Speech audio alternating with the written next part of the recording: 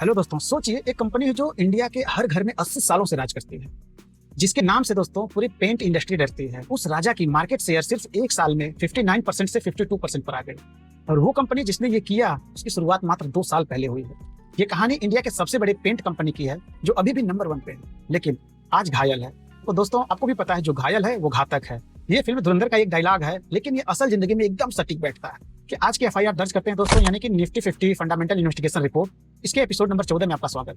दोस्तों, इन्वेस्टिगेशन शुरू करते हैं। आज वो कंपनी है एशियन पेंट्स। इस पर चार्ज है दोस्तों आज 80 साल के मोनोपोली होने के बाद दोस्तों अपना मार्केट शेयर गंवाना, अपना ईपीएस गंवाना।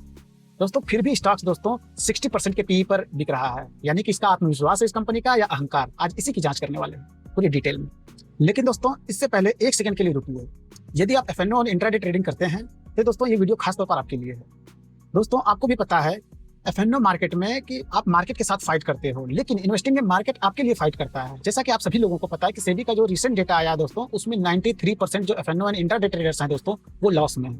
आपको पता है, यानी कि सिर्फ 100 में से 7 लोग प्रॉफिट कर रहे हैं। और ये आपको नहीं पता होगा कि वो 7 लोग कौन से हैं। इसका जवाब है दोस्तों कि वो 7 लोग वो हैं जो इन्वेस्टिंग पहले करते आए हैं, जो मेंटली मजबूत हैं, जो स्टॉक्स मार्केट में अपनी कैपिटल को स्ट्रांग कर लिए हैं। आप अगर यदि रातों रात सोच रहे हैं करोड़पति या अमीर बनने के लिए, तो एफएनओ ट्रेडर्स में आप 93% की कैटेगरी में आते हैं। ठीक है, तो फिलहाल फैसला आपके हाथ में है। इंट्राडे ट्रेडर बनने से पहले एक स्मार्ट इन्वेस्टर जरूर बनिए। वीडियो की शुरुआत एक कहानी से करते हैं। बात है साल 1942 की। 4 दोस्त एक मुंबई की छोटी सी गैराज में बैठे थे। हाथ में था दोस्तों थोड़ा सा पैसा, एक आइडिया और एक नाम, वो है एशियन पेंट्स। उस दिन दोस्तों किसी ने नहीं सोचा था इन 4 लोगों का सपना दोस्तों एक दिन इंडिया के हर घर की दीवारों पर होगा। आज दोस्तों 2026 में एशियन पेंट्स इंडिया के नंबर 1 पेंट कंपनी है। सोचिए 2.56 लाख करोड़ की कंपनी है। इसकी मार्केट कैप 15 देशों में प्रेजेंस है। और इंडिया की दोस्तों डेकोरेटिव्स पेंट्स की मार्केट में दोस्तों 50% से ज्यादा इसकी मार्केट शेयर है। यानी कि इंडिया के हर 2 घर में से एक घर में एशियन पेंट्स का पेंट लगा हुआ है। लेकिन दोस्तों यही दोस्तों एक ट्विस्ट है कि इस एफआईआर को फंडामेंटल इन्वेस्टिगेशन रिपोर्ट को और इंटरेस्टिंग बनाता है। वो है दोस्तों पिछले 2 साल में एक नया खिलाड़ी मार्केट में उतरा है, और नाम है उसका, जैसा कि आप सभी जानते हैं, बिरला ओपस। आदित्य बिरला ग्रुप का ये है दोस्तों, और उसने मार्केट में 10,000 करोड़ लेकर के उतरा है दोस्तों, और मार्केट में हलचल पैदा कर दी है, और जो किसी ने दोस्तों 50 सालों में नहीं कर पाया। यानी कि जो मार्केट का लीडर है एशियन पेंट्स, उसकी दोस्तों नींव को हिला दिया है। अब दोस्तों शुरू होती है असली इन्वेस्टिगेशन। दोस्तों सवाल नंबर पहला है, इसकी कमाई कितनी है। पहला सवाल दोस्तों बहुत ही महत्वपूर्ण है। फाइनेंशियल ईयर 2026 में दोस्तों इसका रेवेन्यू था 35,584 करोड़, और क्वार्टर 4 के फाइनेंशियल ईयर 2026 में दोस्तों प्रॉफिट हुआ है 69%, यानी कि 692 करोड़। दोस्तों ये जो 692 करोड़ रुपया है, इसको थोड़ा सा सोचिए ध्यान से। ये जो 69% की ग्रोथ है, ये असली नहीं है, ये बेस इफेक्ट है। बेस इफेक्ट मतलब आपको पता है, इसका मतलब होता है क्योंकि क्वार्टर 4 के फाइनेंशियल ईयर 2025 में जो प्रॉफिट था इसका, वो बहुत कम था, इसलिए क्वार्टर 4 के फाइनेंशियल ईयर 2026 में इसका प्रॉफिट बहुत इंप्रेसिव दिख रहा है। जैसे आपने मान लीजिए पिछले साल एग्जाम में 40% मतलब 40 नंबर मार्क्स लाए, और इस साल 68 मार्क लाए, तो दोस्तों इंप्रूवमेंट जो है ओवरऑल परसेंटेज के हिसाब से तो 70% है, लेकिन रैंक दोस्तों क्लास में अभी भी आपकी एवरेज है 68 नंबर। ठीक है, इसी तरीके से हुआ है एशियन पेंट्स के साथ दोस्तों। पूरे साल का दोस्तों यानी कि फाइनेंशियल ईयर 2026 के पूरे साल का प्रॉफिट रहा है वो है 4,395 करोड़ रुपए रहा है, जबकि दोस्तों 2024 में इसका प्रॉफिट था 5,460 करोड़। मतलब कि 1.5 साल के मुकाबले इस साल इसका प्रॉफिट बहुत कम है। इसका मतलब है दोस्तों यह कंपनी अभी भी थोड़ा सा रिकवर कर रही है, लड़खड़ा रही है। तो दोस्तों आप सवाल नंबर 2 पे आते हैं कि कर्ज कितना है इस कंपनी पर। दोस्तों यहाँ पर एशियन पेंट्स एकदम नीट एंड क्लीन है, यानी कि डेट टू इक्विटी रेशियो इसका है 0:0, यानी मतलब शून्य। इस कंपनी ने बैंक से 1 रुपया किसी से नहीं लिया हुआ है। यदि सोचिए आपके घर में 0 रुपए का लोन हो, ना कार लोन हो, ना होम लोन हो, तो आपकी फैमिली पूरी स्ट्रेस फ्री रहेगी। एशियन पेंट्स भी सेम ऐसा है।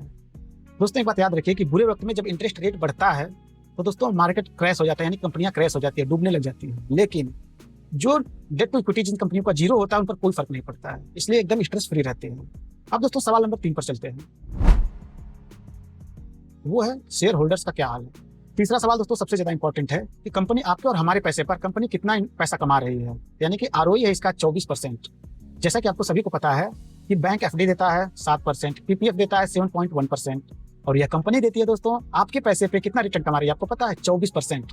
यह अच्छा तो है, लेकिन दोस्तों ध्यान देने वाली एक बात है कि फाइनेंशियल ईयर 2024 में आरओई था इसका 30% से ज्यादा, मतलब कि आरओई भी गिरा है, इसका स्लो हुआ है। दोस्तों यहाँ तक कि ईपीएस अर्निंग पर शेयर जो था इसका, वो था फाइनेंशियल ईयर 2024 में 56 रुपए था। ठीक है, 56 से ज्यादा ही था, और फाइनेंशियल ईयर 2025 में गिर करके यह 38 दशमलव समथिंग पे आ गया, 25 पे। सोचिए फाइनेंशियल ईयर 2026 में दोस्तों इसकी जो ईपीएस है वो थोड़ा थोड़ा रिकवर तो कर रहा है, लेकिन बेहतरीन नहीं हो पाया है। तो दोस्तों अब आ जाते हैं अपने चौथे सवाल के ऊपर, वो है प्रमोटर्स पर भरोसा। खुद प्रमोटर्स को इस कंपनी पर कितना भरोसा है ये देखते हैं थोड़ा सा। तो दोस्तों प्रमोटर्स होल्डिंग इसकी है 52.63%, यानी कि यह स्टेबल है, न ज्यादा बढ़ रही है न ज्यादा घट रही है, कोई प्लेजिंग नहीं है।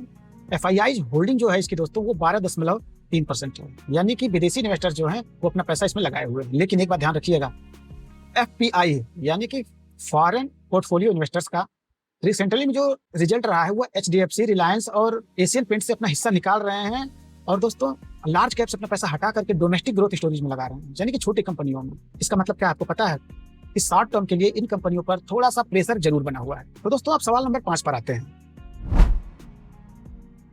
और सबसे महत्वपूर्ण सवाल यह है कि वो है वैल्यूएशन, इसका फेयर है या ओवर प्राइस्ड है, ये जानना सबसे ज्यादा जरूरी है। इसका करंट पीई है 65, इंडस्ट्री का एवरेज पी है मात्र 19 से 20 के बीच का। अब सोचिए, यानी कि एशियन पेंट्स दोस्तों अपनी सेक्टर की बाकी सारी स्टॉक्स से 3 गुना ज्यादा प्रीमियम है, यानी महंगा है। जैसे मान लीजिए एक समोसे की शॉप है मार्केट में, ठीक है, मार्केट में जितनी शॉप है वो सब 20 रुपए प्रति समोसा बेच रहे हैं, और ये शॉप जो है वो फेमस है, पुरानी है, इसलिए 60 रुपए में एक समोसा दे रहा है। सिर्फ प्रीमियम और पुरानी दुकान के नाम पे ये 60 रुपए दे रहा है, जबकि सब कुछ वही है दोस्तों, कुछ नहीं बदला है, कोई फैसिलिटीज नहीं है। ठीक है, ये क्यों है आपको पता है? जैसे कि हमने पहले ही बता दिया, लोगों का ट्रस्ट। लेकिन दोस्तों जब उसी के बगल में एक छोटी सी नई दुकान यानी बिरला ओपस अपना काम धड़ल्ले से शुरू करे, बहुत तेज एडवर्टाइजिंग करके, तो दोस्तों जो 60 रुपए 65 रुपए का एक समोसा लेना चाह रहे थे ना, वो एकदम बंद होने लग जाएगा, कोई नहीं लेगा। तो दोस्तों एक सवाल है, उसका जवाब अब मैं अगले एपिसोड में देने वाला हूँ। वो है दोस्तों चार्ट रूम एविडेंस। आपको पता है दोस्तों, चार्ट रूम एविडेंस कभी झूठ नहीं बोलता है। यहाँ पर मार्केट सब कुछ बताते हैं पूरा एकदम डिटेल में, अपना सच। फंडामेंटल्स दोस्तों आपको कंपनी की ग्रोथ स्टोरी बताते हैं, लेकिन जो टेक्निकल्स होते हैं वो चार्ट रूम की स्थिति, करंट सिचुएशन बताते हैं, स्टॉक्स क्या रहा है। इसका दोस्तों करंट प्राइस है 2680 रुपए, 52 वीक का जो हाई है 52 वीक का वो है दोस्तों 2985 रुपए, और जो दोस्तों 52 वीक का लो है वो है 2150। मतलब स्टॉक्स दोस्तों अभी भी अपने हाई से 10% नीचे है और लो से दोस्तों 27% ऊपर ट्रेड कर रहा है। तो दोस्तों इसका जो सपोर्ट एंड रेजिस्टेंस है वो है एक क्राइम सीन बाउंड्री, सबसे महत्वपूर्ण वो है दोस्तों 2400 के लेवल पर। यह एक मजबूत सपोर्ट है, क्योंकि इस दीवार ने दोस्तों स्टॉक्स को 2 बार रोका है। अगर यह टूटी तो दोस्तों अगला सपोर्ट होगा 2150 से लेकर के 2200 के लेवल पर। ये बात आपको क्लियर हो गई? तो दोस्तों अब बात कर लेते हैं 200 डीएमए की, यानी कि हमारे गवाह की। 200 डीएमए दोस्तों यानी कि 200 दिनों का मूविंग एवरेज, यह दोस्तों अभी स्टॉक्स के एकदम नजदीक है। लॉन्ग टर्म इन्वेस्टर्स की नजर इसी पर होती है, जबकि स्टॉक्स 200 डीएमए के यदि ऊपर होता है तो तब ट्रेंड होता है आपको पता है बुलिश, यदि नीचे होता है तो आपको पता है कि कॉशन यानी खतरा होता है बेरिश। एशियन पेंट्स दोस्तों अभी 200 डीएमए के एकदम बराबर में ट्रेड कर रहा है, लाइन पर खड़ा हुआ है, यानी कि बाउंड्री पर, किसी भी तरफ जा सकता है, या तो ऊपर या तो नीचे। अब बात कर लेते हैं आरएसआई की, यानी कि हमारे लाई डिटेक्टर की, सबसे इंपॉर्टेंट। आरएसआई दोस्तों अभी हमारा 50 से 55 के बीच में है, यानी कि न बहुत ही ज्यादा गर्म है न बहुत ही ज्यादा ठंडा है, एकदम न्यूट्रल जोन में। ठीक है, ये क्लियर हो गया दोस्तों, यानी अभी कोई पैनिक सेलिंग नहीं हो रही है, न ही कोई तूफानी खरीदारी हो रही है। तो दोस्तों वॉल्यूम थोड़ा सा देख लेते हैं, यानी कि क्राउड, भीड़ कहाँ जा रही है। तो दोस्तों Q4 के रिजल्ट के बाद 1172 करोड़ रुपए प्रॉफिट अनाउंस हुआ था, तो स्टॉक्स ऊपर तो गया है, लेकिन वॉल्यूम उतना स्ट्रांग नहीं, साफ दिख रहा है। जो बड़े इंस्टीट्यूशनल प्लेयर्स हैं वो अभी भी वेट एंड वॉच की स्थिति में इस स्टॉक्स को लेकर के।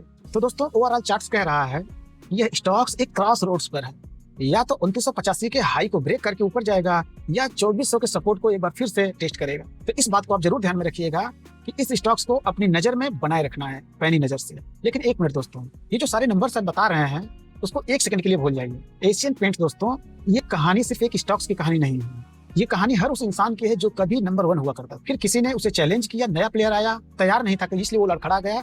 तो देखने वाली बात है कि एशियन पेंट्स अपने पैरों पर खड़ा होता है, चलता है, दौड़ता है या क्या करता है। दोस्तों साल 2024 से पहले एशियन पेंट्स को कोई दिक्कत नहीं थी, अनचैलेंज था, 59% का मार्केट शेयर था। फिर दोस्तों बिरला वापस मार्केट में आया और सब कुछ बदल गया, शेयर मार्केट गिरा, प्रॉफिट गिरा, स्टॉक्स दोस्तों 3 साल में निफ्टी 50 से भी अंडर परफॉर्म रहा, सोच ली। लेकिन ये ध्यान से सुनिए, कंपनी का फाउंडेशन दोस्तों नहीं बदला है, जीरो डेट है, 80 साल का ब्रांड ट्रस्ट है, 15 देशों में प्रेजेंस है दोस्तों, 23 रुपए प्रति शेयर डिविडेंड दे रहा है। इसलिए असली ताकत दोस्तों वो नहीं होती जो नॉर्मल दिनों में आपको दिखाई देती है, असली परीक्षा और ताकत वो होती है जो तूफान में भी आपको स्ट्रांग बनाए रखती है और टिके रखती है। तो दोस्तों आपके पोर्टफोलियो में भी ऐसे कई स्टॉक्स होते हैं जो एक वक्त के बाद थोड़ा सा लड़खड़ा जाते हैं, क्योंकि उनके लिए भी कभी कोई नया चैलेंज आ जाता है। तो सवाल ये है कि क्या आप फंडामेंटल्स देखते हैं या फिर सिर्फ प्राइस देखते हैं, प्राइस का मूवमेंट देखते हैं। इसलिए सबसे ज्यादा जरूरी है फंडामेंटल्स। तो दोस्तों आपको पता है इन्वेस्टिगेशन कह रही है कि फंडामेंटल्स देखिए, प्राइस मूवमेंट नहीं। एशियन पेंट्स दोस्तों हमें सिर्फ यही सिखाती है, फंडामेंटल्स देखिए, प्राइस मूवमेंट्स नहीं। तो दोस्तों अब वर्डिक्ट का वक्त आ गया है। यदि आप फंडामेंटल इन्वेस्टिगेशन नहीं करते हैं तो कोई दिक्कत नहीं है, मात्र सिर्फ ये 3 पॉइंट्स जरूर किसी भी स्टॉक्स का चेक कर लिया कीजिए इन्वेस्टिंग करने से पहले। पहला है दोस्तों फाइनेंशियल हेल्थ, यानी हमारा पहला स्तंभ है। इसका मतलब है कि क्या यह कंपनी फंडामेंटली स्ट्रांग है या मार्केट में टिक सकती है या नहीं। तो जवाब है दोस्तों कैश फ्लो इसका पॉजिटिव है और स्टेबल है। रेवेन्यू दोस्तों फाइनेंशियल ईयर 2026 में 35,584 करोड़ रुपए रहा है। एबिडा मार्जिन जो दोस्तों वो है इसकी 19% बढ़ी है, यानी कि सब कुछ इसका हटा करके कर्ज इसका प्रॉफिट जो रहा है दोस्तों वो 17.2 से 19.2% पे बढ़ा है, सोचिए। और आरओई इसका 24% है, ये हेल्दी है।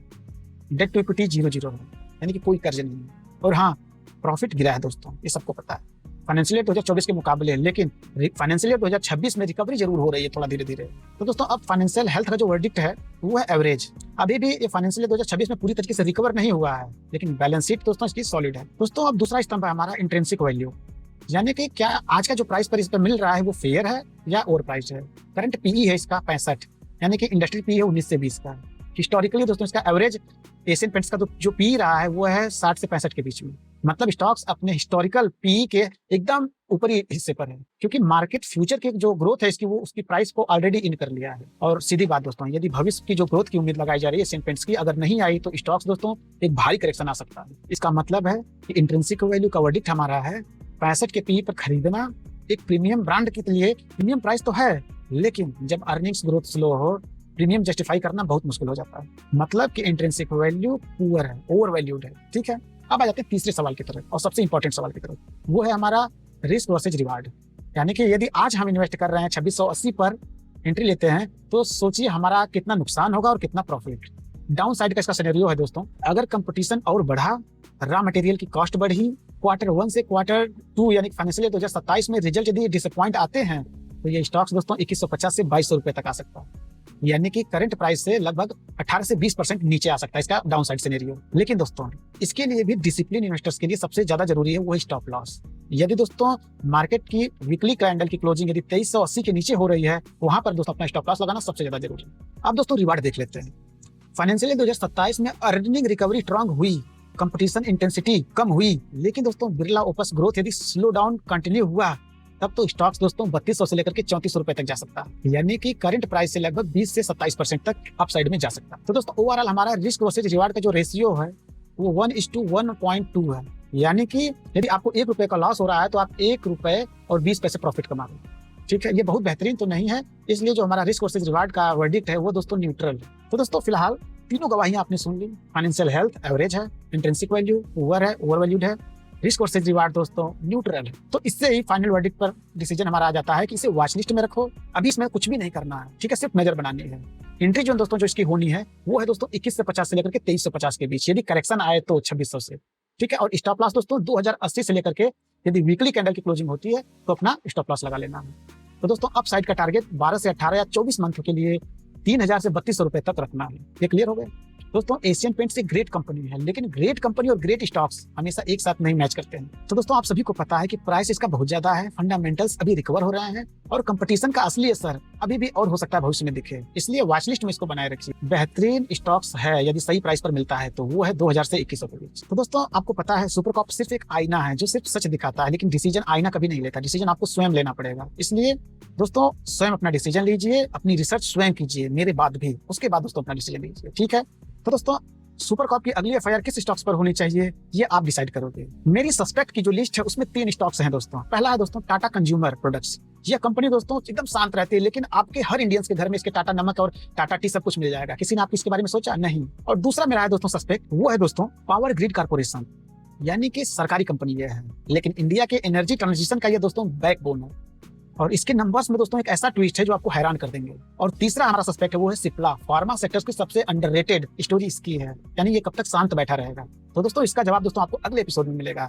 आप कमेंट सेक्शन में लिखिए कि इन स्टॉक्स में से जिस स्टॉक्स पर सबसे ज्यादा कमेंट आएंगे अगली एफआईआर उस पर होगी। दोस्तों आपका एक कमेंट हमको मोटिवेशन और आपको फंडामेंटल इन्वेस्टिगेशन की एजुकेशन प्रदान करता है, इसलिए कमेंट करना ना भूलें। तो दोस्तों आज की एफआईआर कंप्लीट हुई, एशियन पेंट्स को इन्वेस्टिगेट किया गया, एफआईआर फ्रेमवर्क से इसका वर्डिक्ट भी दिया गया, यानी कि फाइनेंशियल हेल्थ एवरेज है, इंट्रिंसिक वैल्यू ओवर वैल्यूड है और रिस्क वर्सेस रिवार्ड न्यूट्रल है। फाइनल वर्डिक्ट आपको पता है वॉच लिस्ट में है। अब फैसला आपके हाथ में है दोस्तों कि अगली एफआईआर किस स्टॉक्स पर होनी चाहिए, जिस स्टॉक्स का नाम आप दोस्तों सबसे ज्यादा कमेंट में लिखेंगे। तो दोस्तों नजर बनाए रखिए, दलाल स्ट्रीट की हर गली में दोस्तों एक न एक राज छुपा हुआ है और सुपर कॉप हमेशा ऑन ड्यूटी है। तो दोस्तों तब तक के लिए आप अपना पोर्टफोलियो संभालते हुए सतर्क और सुरक्षित इन्वेस्टिंग करते रहिए। मिलते हैं अगले एपिसोड में। जय हिंद।